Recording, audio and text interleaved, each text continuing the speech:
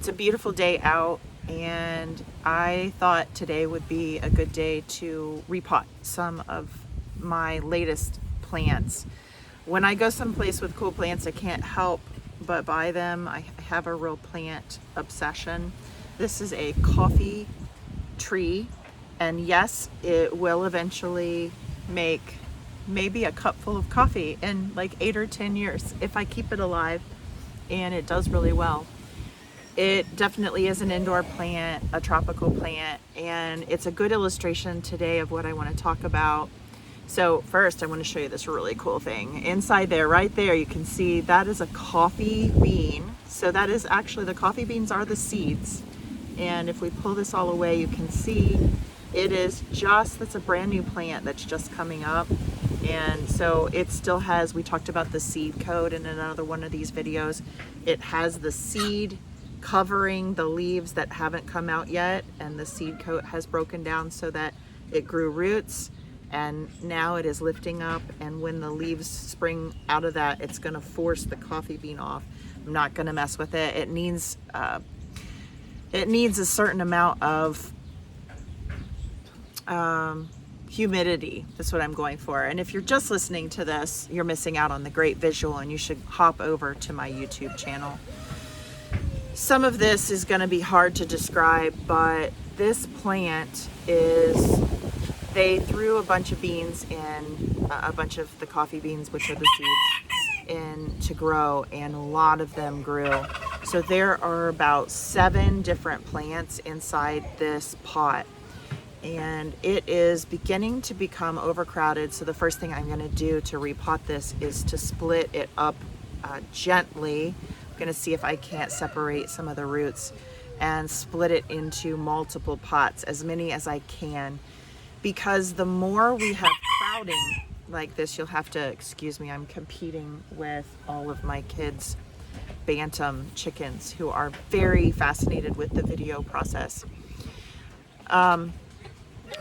These plants are becoming stressed already, and you can see that there are brown spots showing up on the leaves, on the ends of the leaf, on the edges of the leaf, and that is stress. The next thing that we'll see is those plants will start to yellow, the leaves will yellow, and then eventually we could have insect contamination, the mealyworms that you can get on an inside plant, and it will die.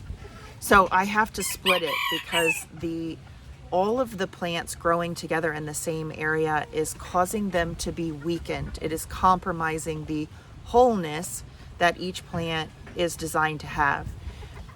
And this design of plants, we do a lot of pesticides and fungicides on our plants because we think that it is just natural that plants are going to be they're going to be attacked by our natural environment, and that just isn't the way that the natural world was designed.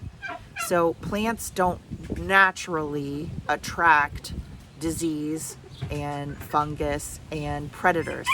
They only attract those problems when they are weakened. And I wanted to talk about that this week in our Sabbath video, because this week we talked about the unclean and clean in Leviticus. And I invited you to think about unclean and clean more as compromise. So the clean aspect being uncompromised and strong and able to stand before God. Because when you're weakened, that's when you're at danger of being injured. Just like plants. Plants are mirroring this, because in proper, natural, unmessed with by humans, a situation in your garden or in nature, plants are desiring to be whole and strong. And when they are whole and strong, they do not attract predators. When they are compromised, such as what's going on in this pot, they are weakened. And that is a bug that would come and bite on this plant and destroy it is attracted only to the weak. We see this in animal herds too. If you've ever watched the National Geographic films where the wildebeest in Africa that was the youngest and sort of straying behind the herd, or the sickened individual, that's what the big jungle cat went after. They didn't necessarily pick the strongest of the herd. And that seems like with animals, it's really easy to think about, oh, well, the cougar doesn't go after the strongest male in the flock because it's dangerous for it to do so. That's the same thing with plants. If our plants are strong, they have all of their plant defenses, and we talked a little bit about this in other videos, they have all of their plant defenses in place. And so as a predator for a disease or a fungus or a parasite, to go after a plant that is fully whole and strong is going to endanger it. It's not the wisest choice because that plant's all of its defenses are in place. It goes after the plants that are weakened. And so in your garden, we don't necessarily, at least in our garden, when we see that an insect has moved in and is starting issues, we don't go grab the spray from the store. We begin adding nutrition, because adding nutrition is making those plants whole and more fit to withstand attack. And also it will stop the attack because the predator doesn't want the strongest plants. It wants the weakened ones. So I see this as a support of what I was talking to you about with the idea of clean and unclean. God was talking about in the Old Testament, to approach God, to have a relationship with God was dangerous.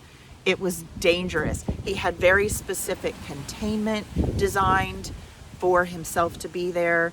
And even with that containment, if you approached in any sort of weakness from sin, weakness from the fact that you were healing from something, weakness from your emotional state, it was dangerous for you. And he might accidentally harm you because of his awesome power.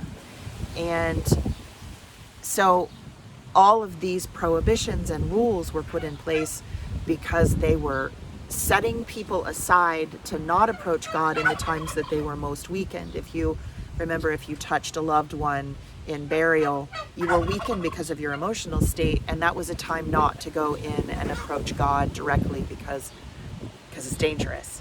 You had to have time away. You had to have a moment to right yourself, to get fully strong again, to get fully whole and solid in yourself to be able to approach God safely. Plants are a really beautiful encapsulation of this information, in that weakened attracts danger, weakened attracts destruction.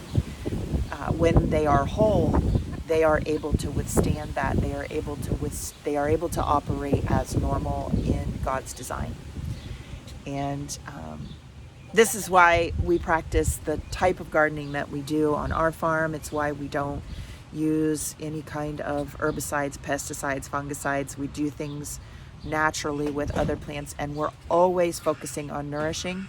It's why I approach the human body the way that I do. It is to nourish first, lift up, and make whole first, rather than treating an illness. So something to think about as you go out and garden. Look at the plants that haven't gotten the right nutrition, or that are too exposed to the wind, or that have gotten their roots compromised because you dug too close to them.